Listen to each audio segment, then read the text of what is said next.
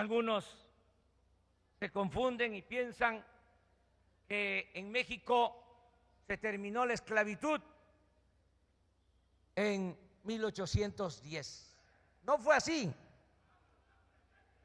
Ese año histórico se proclama la abolición de la esclavitud, pero en los hechos la esclavitud se mantiene.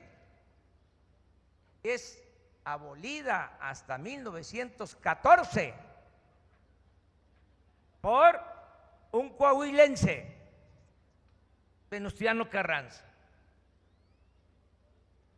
Pasaron 100 años para que ya no hubieran peones acasillados en las haciendas, para que ya no hubiesen esclavos en el país. Morelos, desde la independencia, empieza a demandar la justicia. Hay un célebre documento que todos los mexicanos debemos leer, que se llama Los Sentimientos de la Nación. ¿Qué decía Morelos? Que se eleve el salario del peón. Fíjense de qué manera lo planteaba. Sencilla. Es que aumente el salario de los trabajadores. Y él decía que se aumente el salario del peón. Decía Morelos que se modere la indigencia y la opulencia. ¿Qué significa esto? Que haya igualdad. Porque hasta la fecha, desgraciadamente, hasta nuestros días, hay una monstruosa desigualdad económica y social. Unos cuantos lo tienen todo y la mayoría carece hasta de lo más indispensable. Decía Morelos, en lo que tiene que ver con la educación, fíjense cómo lo planteaba de manera muy sencilla. Decía que se eduque al hijo del campesino y del barretero como al hijo del más rico hacendado. Educación para todos.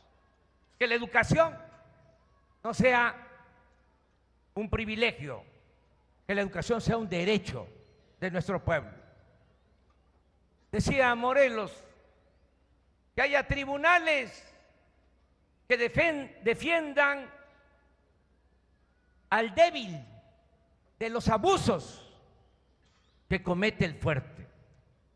Ese era Morelos. Eso significó la transformación de independencia, la primera transformación política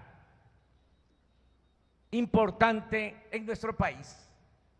La segunda fue precisamente lo que hoy nos convoca, el movimiento de reforma y la lucha del pueblo de México contra la intervención francesa.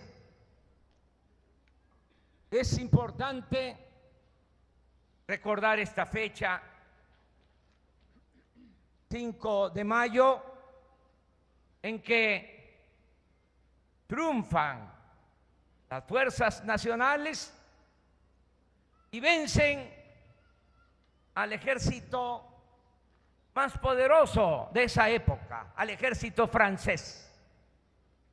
5 de mayo de 1862. El responsable de esa operación militar, el comandante del Ejército de Oriente, Ignacio Zaragoza, era originario de Coahuila, cuando todavía Texas pertenecía a Coahuila. Él nació en territorio mexicano. Es importante también señalar que Texas y 9 estados de la Unión Americana que ahora pertenecían a nuestro país. Primero fue la separación e independencia de Texas. Se argumentó de que en México se había hecho a un lado la Constitución Federal, se había establecido el sistema político centralista y eso fue el pretexto para la separación, primero. Pero en el fondo lo que se buscaba era anexar a Texas a Estados Unidos, cosa que se logró con el tiempo. Y también